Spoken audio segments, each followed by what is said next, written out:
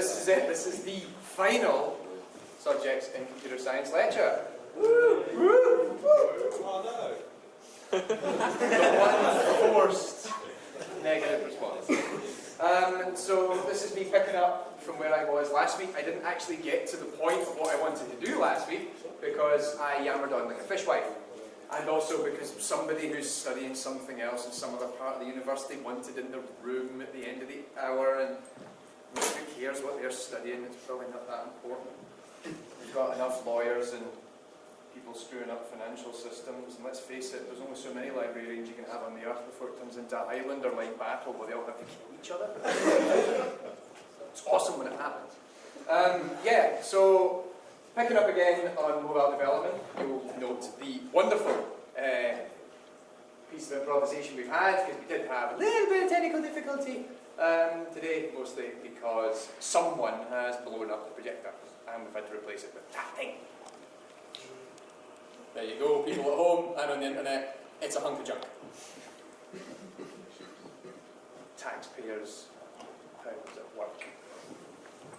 Anyway, right, so what I want to get back to is the Hello World example that I literally showed an empty project that said Hello World in it, and then I'm going to show you how that actually works.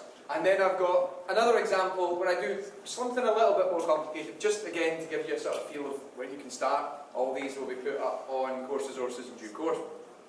So you can try it out yourself in the labs because we have all this, particularly the Android stuff is already installed and ready to use in the labs. I also end just briefly covering if you are interested in developing on another platform. Now, I didn't cover BlackBerry because, well, what's the point? Instead, focused on iOS and Windows Phone.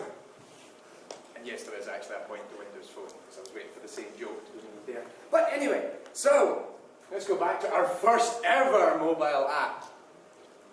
Can I get some noise for our first ever mobile app? Yes. Woo. It's not that exciting, it doesn't merit that much whooping. But anyway, I've got to big this up because you're like, oh wow, my first mobile app, but you know how Hello World works, so it's not really that exciting. And well, that's it. That's my first ever app. It says Hello World, just like every other program that you start out with. So, you know, we had to do Hello World first because I'm running this lecture and I've decided it's Hello World, so tough, but also there's a lot going on under the hood. We need to understand what's happening just to get that to work. Because it's actually, well, I kind of say it's all built around these three files. There's two XML files, activity_main and fragment_main XML, and Mainactivity.java. Now I'd say that those are sort of, you know, the main files, but there's a little bit more to it than that. So I'm going to move over to the Android project on my device in a minute, but I thought I'd use some of my prepared slides because I blue-petered this shit. Okay? So that's what the project will look like when I go onto it in Eclipse in about 2 minutes. All that. And there is so much going on in here, and you're just, what? I just wanted to do Hello World. I just wanted to come up on my phone that goes, you know, Jello World or Hello Jeff or however it is you like to do it. And I'm like, all this? What's all that? So, to kind of break it down into just key things you might want to know, this one's quite important. Androidmanifest.xml. That's got a lot of the key information about the app. Sort of just, you know, what version is it, who's developed it, what's the name of your website, all these sort of things you can throw in, just key information about your app that people can reference in stores, or there'll be like an about page on your app and stuff like that. Also some things that are more relevant to the actual building of the app. Source, or SRC, which is up the top. I'm not touching it for fear that the screen might come down next, because first the projector away. Right now there's not much in it. There is just the Mainactivity.java. I've put it in a particular package, which usually you follow some sort of pattern naming convention for your packages. So the com dot, and then something useful dot, and then eventually maybe the package, well, the name of the package you actually want it to be. So com dot, I made it T2 because that's sort of my nickname, dot subject CS because this is subjects in CS, dot hello world because that was the default package it gave me. But that works out because I only have one Java file for this entire application. Now, you'll see there's the res folder, and in the res folder there's like stuff, lots of stuff. And pretty much any of these folders that says DPI on the end of it, that's images. So any images, anything that you want to be able to draw onto the screen at some point, you dump them all in here. Now the thing is, depending on how you're rendering them, and also the type of devices you're using, you have to create different resolution images in order to kind of cater rather to each of the different systems you're using. In fact, a good example is, given I've got it in hand, hope nobody calls me. Anybody who's got an iPhone in front of them, I don't know how it works in Android, but I'm speaking from experience. The icons on your iPhone are actually two different images that are compressed. You've got a smaller version of the icon, which is roughly about the size that it is there, and then you've got a larger icon, which is, I think it's like 3 or 4 times bigger. And then what it does is it compresses the two together to try and, essentially it bakes it into sort of this ideal one that it can run at runtime. So we need all these images, but we're not doing any of that because this is like an introductory lecture. We don't have time to do that. This module finishes in like, I don't know, 40 minutes. Yes, 43 minutes in fact, we don't have time for that. Res/layout, that's where we put all our XML layout files, and you'll know the two files I mentioned a minute ago, activity main and fragment main XML are both in there. There's also some other funky stuff going on here, but I'll talk about that in a minute, because it actually comes in quite handy. So, when you're writing, don't worry, this whole lecture isn't just me with slides. I can actually program this. We'll see. That when you're dealing with a view in Android, I mean, it's typically the same with a lot of different mobile platforms, but you're dealing with a kind of stack of views. You're pushing more views onto the screen time and time, or you might actually be popping views off and repeat them. But each individual view is actually built of a hierarchy. It's a view group. Now each view group can be comprised of views and even more view groups. That's why those two different XML files that I mentioned a minute ago will become far more relevant in a second. And then even then, another view group can be just more views. So you can kind of really marginalize and sort of manage how your UI is going to look on even just on one simple screen, just to get it to work. So the activity main.xml and the fragment _main XML actually help facilitate this, because it's actually a Java class. View and view group are Java classes. However, there's two ways you can go about this. You can either go through it the really kind of long-winded and arduous way, where you sit and write a whole bunch of Java in order to create that view. Speaking from experience, having done quite a few years of writing user interfaces in Java by hand. Excuse me.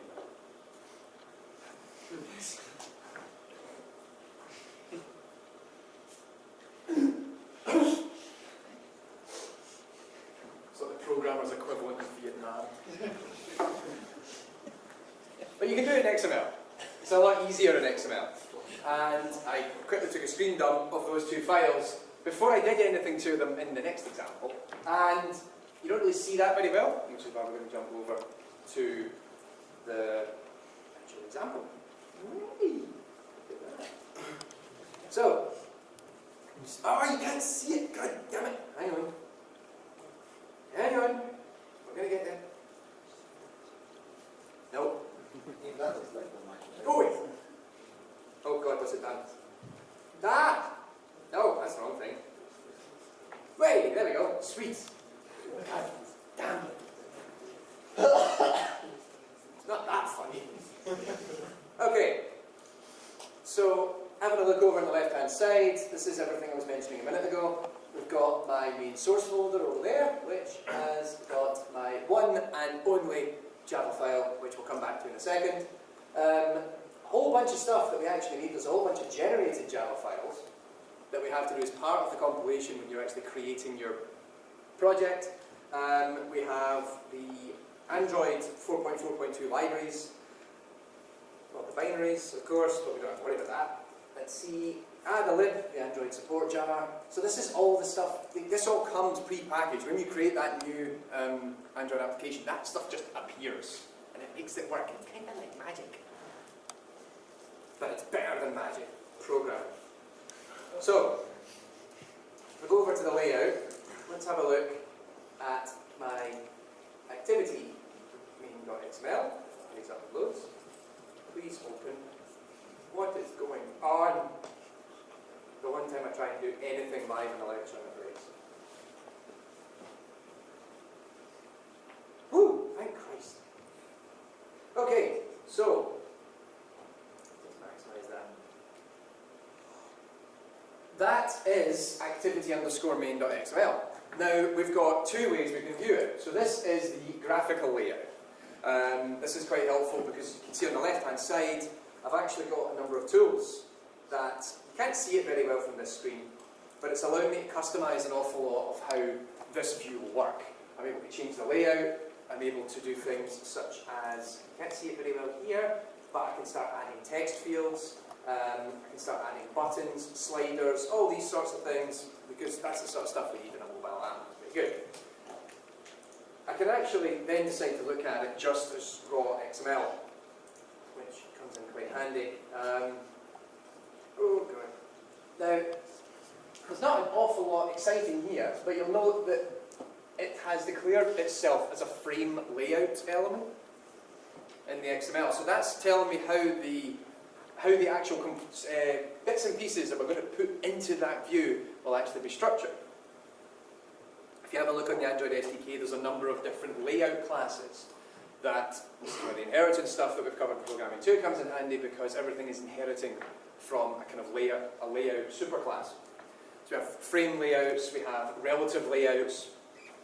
A relative layout is kind of a historic one. It's been around certainly in kind of Java user interfaces for a number of years, where you'd say, right, I want you to put this thing in the middle, and then I want you to put the button underneath it, or to the south, or to the north, things like that. Now that's, yeah, I don't really like that.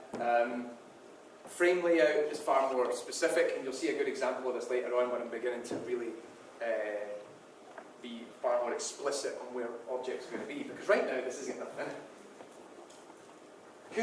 Couple of the key things to know is the frame layout. It has an ID. An ID, is it ID/container? It also has a context, and the context is com.t2.subject.cs.helloworld.mainActivity, which also happens to be the path to my Java file. Aha! This might actually make a bit of sense in a minute. So if I minimize that, let's have a look at Fragment Xml. If that opens up at some point today, that would be lovely. Way! Right. I forgot to change that back when I was mucking around with it yesterday. So it says hello jellyfish at the moment.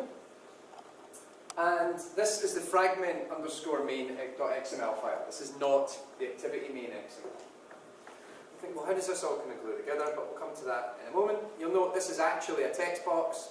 I can try and move it. I can resize it. I can actually change an awful lot of the properties behind it, though I'm not really interested in doing that, so I'm going to undo that. If you have a look at the actual XML file, it's very similar at the start. We have this. This time I've put in a relative layout because, well, to be fair, I wasn't really fussed about the layout. The next example, you'll see me actually caring a bit more about the layout.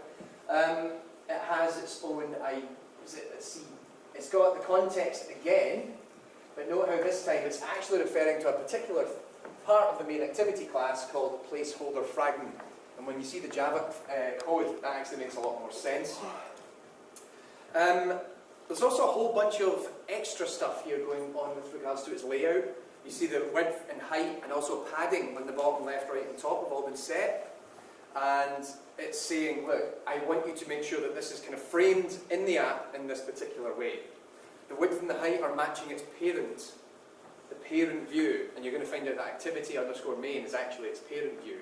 So what we've got when you run it is the activity main, and then we have the fragment_main come in as a subview of that, and it displays on the screen. There's also one extra thing, which is the text view. That's me now saying, right, this is essentially what that hello world text field is, but it's expressed in XML. So you can do it either way. You can either use the graphical layout, find the text field kind of option, drag it on, fill it in, you're all good, or you can come in and do it on the XML side and just start changing things by hand.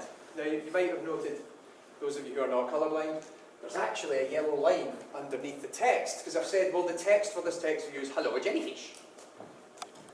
What it says, and this is going to become kind of important in a minute, hard-coded string, hello jellyfish, should use the @string resource. Well, you'll see that in a minute. I'm actually going to come back and explain this. The thing is, it's actually discouraged to write in hard code your own text strings in these sort of elements, because there might be a reason that we have to change it at some point. Or it might be it's the same string being used all throughout your app. Maybe you keep putting your name on every page, and then you decide that, you know, Dave is no longer an excellent name, I'm going to call myself Balthazar, because you're just a bit weird that way. Or maybe you're Balthazar and you decide to become Dave. I mean, I know enough Daves. Daves tend to be pretty cool people. Bear with me. So, XML files, we kind of get how all that works. So, okay, Tommy, get on with it. Meanwhile, let's go and have a look at the Mainactivity.java file. Give me some zoomage, please. Or at least maximize. Sorry, I can't zoom it because I need to go in and change the preferences in Eclipse, and I totally forget how to do that at this point in time. Key things to know. The Mainactivity Java file is actually there to dictate the term that we often use for it is a view controller. This is telling us how to load up the activity_main.xml file, and also how to load up the fragment_main.xml file when you open up the app. So if you think about it, you know, when you're opening up an app for the first time, particularly, well, I'll give you an example. I've got Facebook, right? So I open up my Facebook app. What does it do? Well, it's going in, it's going to have a look at my account, it's going to have a look at my profile, because my profile is the active one on the device, so then it needs to pull up all the information from my profile. So it's right, we need to get his news feed, because he wants to be able to read his news feed. Right, so we need to get all that, we need to load this up, we need to load up that view, because that view is going to have all the stuff for his news feed, put it all in, right, okay, good. That should be it, and you should be done. The thing about it, that's going to happen every single time what happens if you close the app? Is there any information it needs to quickly grab and save before you close? Like, what's the current state of the app? I need to know what all this stuff is before it goes into a background state, because I'm not using it because I'm in the middle of playing Candy Crush or, I don't know, Fruit Ninja, whatever it is you kids play. Fruit Ninja's alright, I've never played Candy Crush, so I don't have that much of a sweet tooth. Anyway, so what this is saying here, for example, the top method, protected void onCreate, it passes in an instance of the class called bundle, and it even refers to it quite usefully as the saved instance state. That's telling us this is what the current state, well, this is actually the state of the app the last time we ran it. This is all the useful information about this app, so when we load it up, we're going to try and get it back to roughly what it was that it was at before. You might not be able to always load it back to the same state you were at, because it might be that you've had 20 apps open on your phone, and then it had to relinquish one or two of them due to memory constraints. And it goes, oh, okay, right, fine. But I remember what the bundle save state is, so let's try and get it back to roughly that. That's why you never open up a mobile phone app and it goes, you go, hell? Usually it tries to come back to a kind of a nice screen that you'd recognise. And it's also adding all the extra, like the menus and stuff that are attached onto this app. So I've just created a very simple app with a menu attached to the top. The interesting part, though, is down the bottom. It actually declares a public static class placeholder fragment, which extends off a class called fragment. Now, what it does is when it creates this view, you can tell that what it does is it actually it takes the root view, well, its root view for this placeholder fragment is it inflates fragment_main. That was the ID for the fragment underscore main.xml file. So it's going to take this. So basically it's loading up the activity underscore main.xml. Then it says, right, grab the fragment underscore main.xml, tack that onto the view, and boom, there we go. In fact, what it does to actually create it is it inflates it. It doesn't actually inflate it. There's not like a whole bunch of tiny little lemmings in here blowing up balloons. Or is there?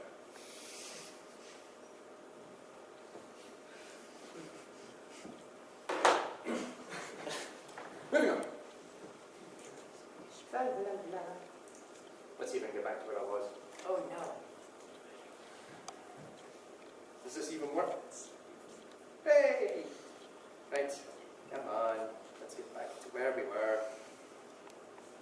So, the string resource. Remember I was talking about that? Typically, now the slide is incorrect because I was mucking around with it and I forgot to put it back and press the undo button. What I would typically do is you'd actually refer to one of your string resources for the hello world. Like I said, actually writing in hello world myself was kind of considered, you know, not really the best way to do it. And you think, well, why is that? Because it might be that that piece of text comes up repeatedly in your app. Say you create an app, you know, I don't know what you call it, my app, Tommy's amazing app. And then I decide that it's not just an amazing app anymore, it's a spectacular app. So I then decide to change it from being Tommy's amazing app to Tommy's spectacularly amazing app. Or Tommy's fantastic app. Fantastic app. That may be it. I don't know. Tommy's epic app. You see what the problem is? Because if I've got that bit of text coming up all throughout the app, I then got to go, oh, I need to change it. Front page, and then I need to change it on that one, I need to change it on that view, and that view, and that view there. And then you'll probably miss one of them. And then you'll release the app, and then it'll have the wrong text come up somewhere. Oh, for God's sake. So, there's a way you get around this, and that's how you use the strings resources. I'll go back and show you this in the file in a minute.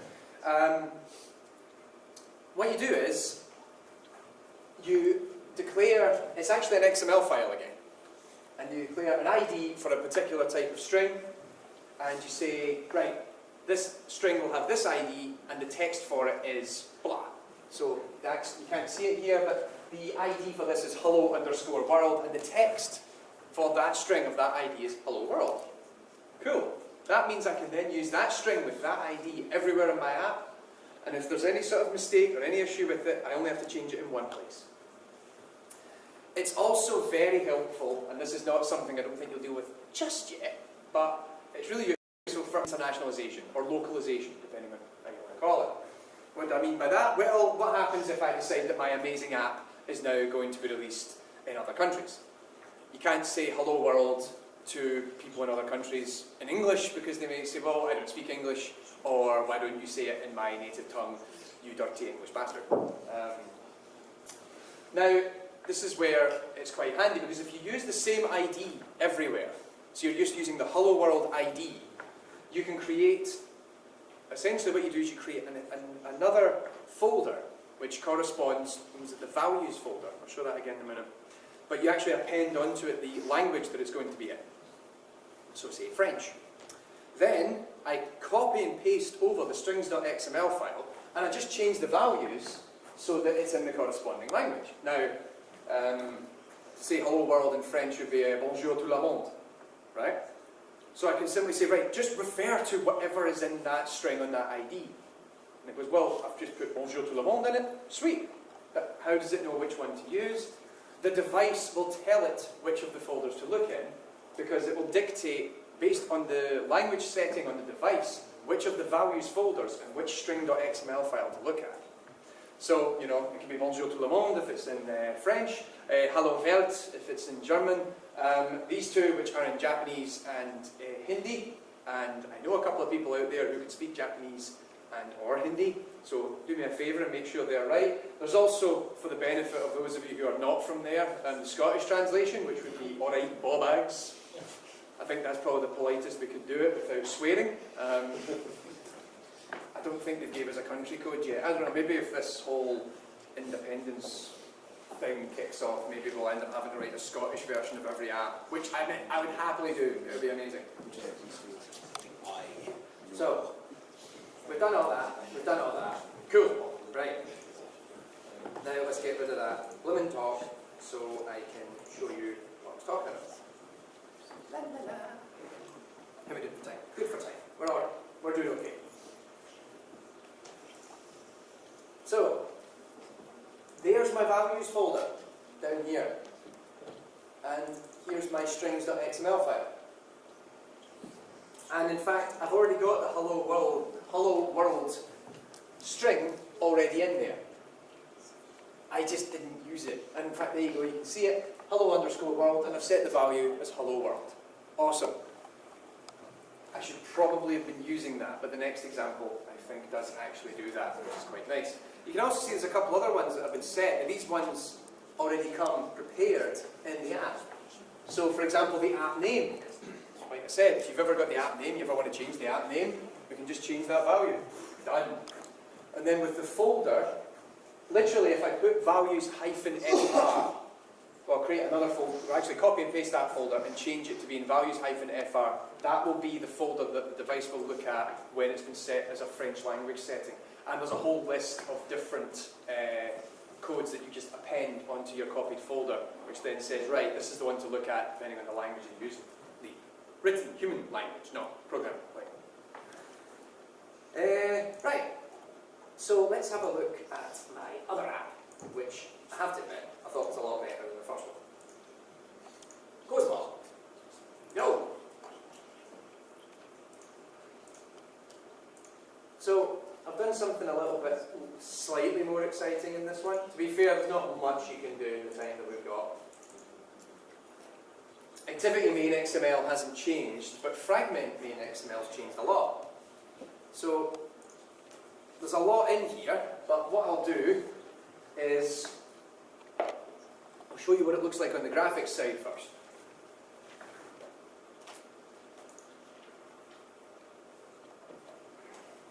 I have a button fest app. It's not really a festival of buttons, because it's two. But two more is sweet FA that you had in the last example, so yeah, button fest is appropriate. What does this app do?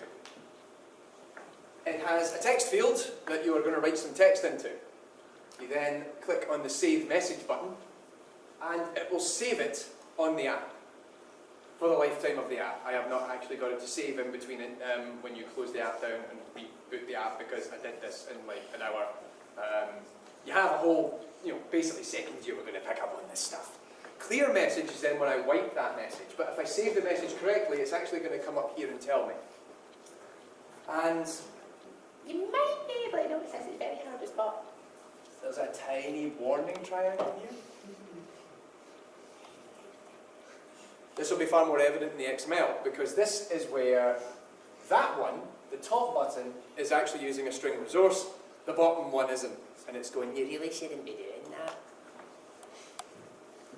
It doesn't say it in an old Scottish woman's voice, I'll concede. It would be a lot better if it was. Okay. A couple of things I've done. One, I changed it from being a relative layout to a linear layout. I wanted to be able to say, right, my view is going to be that thing, then that thing, then that thing, then that thing.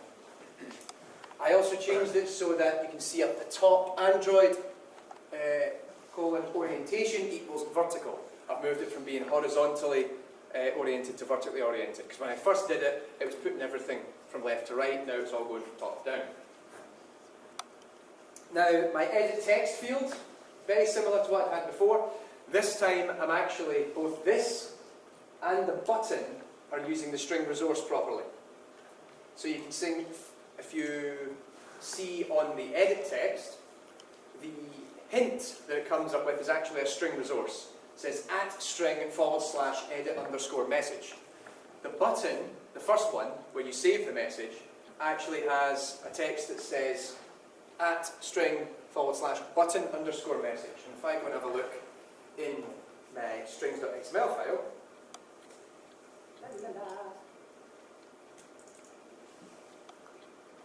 you can see that I have got an edit message string that I've prepared, which just says write some text in here please, and the button message, which says save message. But of course I'm looking at it again from this view. If I want to just look at it as raw XML, there it is. Nothing too exciting there. I've just declared a bunch of strings with some sort of ID, because that way I can then call it through the app. Like I said, it's open to you, you can do it either way, but at first I used to always just write the strings in myself in whatever app I was working on. When I started having to internationalize a lot of the applications I was working on, using these sort of things is a blessing, because you can literally just create a new XML file, copy and paste in the translations, and boom, you've now got it working in a different language very quickly. It's pretty awesome. So, back to this. Now, you can see there's the warning sign, because the second button, the text that I've set on it's clear message, and it's going, oh no, you shouldn't be doing that, it should be using the string resources. Again, we're going to do it as a wee Scottish woman. Only in this lecture do you get that. That's your tuition fees at work, people. There's also something else that's kind of new. Oh, actually, there's two new things. One, both the edit text and the text view. Now, bear in mind, an edit text is actually just a subclass of text view, but you can edit it. Makes sense, right? Both of these actually have an extra term I've added to them, layout underscore weight, and both of them have been set to 1. Now, you think, well, what? So, remember that I've just said it's a linear layer. So I've got this. This is my very wonky phone. I don't know where it was made, but you know, there's like really sharp corners and really curvy corners. But you know, bear with me. And so I've said, right, I need a text view, and I need a button, and I need a button, and I need a text view. So text view, edit text, button 1, button 2. Now I've just drawn that very quickly to say, right, this is my layout. But what is the actual layout? We've not said, well, how big is, you know, this one compared to that, compared to that, compared to that? Who takes priority here? What's happening is that I've said the width on both the text views is to wrap to content. It's got to meet essentially the width of the parent view. The buttons have actually been set specifically to 272 width. The height is based on wrap content as well. Now that's telling me, right, that those buttons, the height of those buttons is going to be dependent upon the height of everything else, and we're just going to have to squish it a little bit accordingly. The weight is given to both the two text views, because I said these two take priority. So when you have a look at it again from a graphical perspective, you see that the buttons are kind of squished in the middle. This text view has actually got the majority of the space, but I can't, there you go. Now the other one, you can't see it yet, but it is there. The reason being there that I've actually told it just to dynamically set its width and height based on the needs of the app. Because it says the layout width, wrap content, layout height, wrap content. So it will figure it out when it tries to run it. What this is going to do is it's going to ensure that this does not happen. When I create an app and I have Tiny little bit of the edit text view here. and the biggest button you have ever seen, and then almost the second biggest button you've ever seen, and then a tiny little text view down here. Because, you know, we don't need that unless you've got really big ape-like thumbs. Like, save! In which case, I'd maybe just get, like, I don't know, a Nexus 10 or something like that and just treat that as a mobile phone. Because the rest of us, I mean, even with my big ape thumbs, I can still figure out how to use a normal size that. What it will do is it'll say, right, we'll just keep the buttons in the middle, and we'll make sure that they're not too ridiculously big. Because at the end of the day, we need all the space up here to write stuff in, and down there to send the message when I'm done. Now, how do you actually get the buttons to work? So, this is how you get me to work. If you want the button to work, you've got to add an extra value to it. You see, Android on click, what that says is, in the event that you click it, where am I supposed to look? Where's this going? There's a bit too much hugging going on over there. Don't put that in the video. Don't. Okay. So if I have a look, yes, both of the buttons have two different tags there. They say, right, look, on click you're going to call save message, on click we're going to call clear message. So where does that exist? Well, if we go back to the Java file that's sort of mapped onto this particular bunch of XML, I've had to add some methods to it.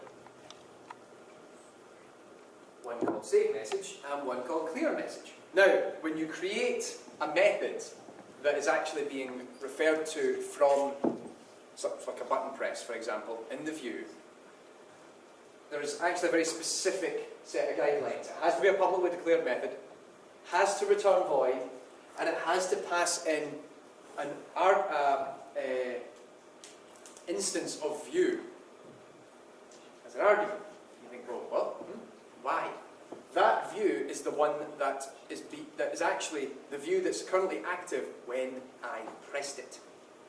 Because it allows me to know. Now, I don't use it in this code, but it can come in kind of useful when you say, right, I've pressed it, right, I want you to go and do something based on that particular object that I've pressed. There might be something about it. I maybe want to dynamically change the size of it if I press it, but then of course you could have that same method be called by a whole bunch of different buttons, so then they're all just resizing in the event that you press them. But, you know, that's a hypothetical. So, what I decided to do is I created a class called message data, which wasn't really that exciting. And all I've done, just wanted to show you, sort of, you're getting a little bit of the model, the view, and the controller in the one example, because the view, of course, is the XML files. They're showing you what this app is going to look like. You've got the view controller, which is the Mainactivity.java file, and that's saying, right, well, this is what you do in the event that somebody presses something on the view. And this is how we then manipulate the data in the model. Now, my model isn't that exciting. It's quite literally a simple Java class. It's going to store the message, and it's also going to take a time. It's going to take the time when that message actually took place. And I've just overridden the toString method so that it dumps it out in a nice convenient fashion, and I can clear it if I need to. So if I go back to the Mainactivity.java, I say, right, well, when I save a message, first of all, I want you to go and find the edit text view, where all the message I've actually written is. So what it does, it says, right, you call this method called findViewById, and if you recall, for Fragment Xml, the ID of the edit text field was called ID/edit message. So edit message is its identifier. So the code is then saying, right, I want you to go and find me the object that corresponds to that ID. Cool, I've found it. Cast it into an edit text object, and we're good to go. Now, get the string out of it. Interestingly, you have to do edit text dot get text dot toString, because when you actually get the text, it doesn't come back as just a string. It comes back as an editable string or adaptable string type. So you have to then say toString to turn it into just a bog standard normal string. It works, it's fine. And then I said, right, well, provided that the message isn't empty, which is a method call in Java string, which just says if the length is greater than 0, then it's not empty. You know? Then I store it inside my instance of message data, and then I display it on the bottom text view, which I gave the ID of display message. So then I find that one, and then I tell it to set that text to be your start message is, and then whatever the message was. Interestingly, I had to make a change from the first example I gave you to the second example to get that to work. Because if I was to, let's go see if I can dig out the, let's have a look in the manifest. Go ahead, it's really slow today. And let's see if we can find it. I'm trying to remember where I put it. There's a setting somewhere, I've forgotten where it is, where you get to define what version of Android it supports. Remember I was talking about this in the last lecture, that you have to be able to ensure that you're satisfying both people that have got an older device versus people who've got a more modern device. String.isEmpty doesn't actually exist in Android version 2.4 or whatever one it was from like a while ago. This app I've actually built supports right up to KitKat, which apparently is the name of the new one. But I had to upgrade it to actually reach the lowest point in the API where string.isEmpty actually exists, because otherwise this app wouldn't run. In fact, it would cause a runtime error, I think, potentially on certain devices. So I was trying to do something I couldn't. And what it said was, well, look, we can just ignore this, and you'll just have to deal with it when your app crashes. Like, no, it's fine, just get people to upgrade. Who cares?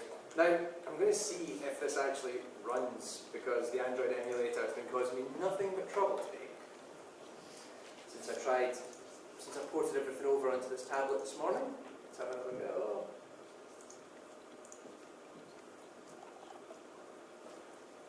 Oh, it's doing something. Launching Buttonfest.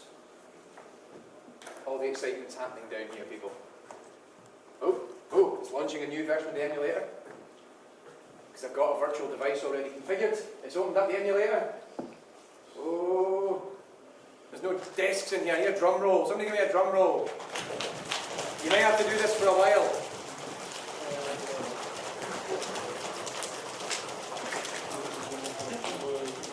Keep drumming.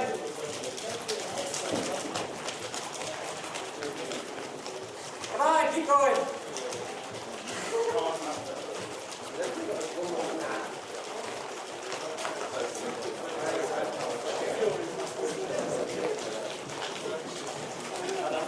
Drum, monkeys, drum!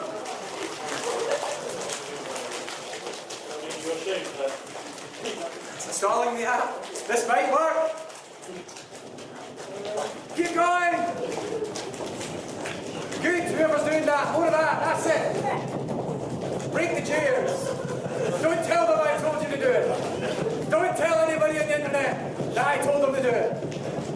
And it didn't work. Oh. Word of warning, never try and run Android code live in a lecture, because it never seems to work.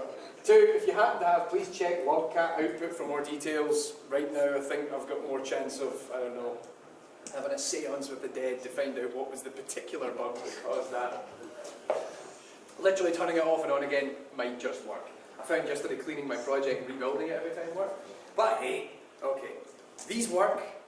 Do try them out, and in your own time, when you're not making a fool of yourself in front of everybody else. Now, lecture hall.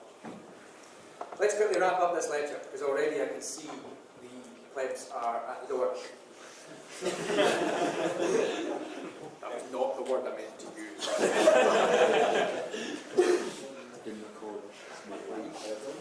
Dave, just edit this before it goes live on the internet, it'll be fine.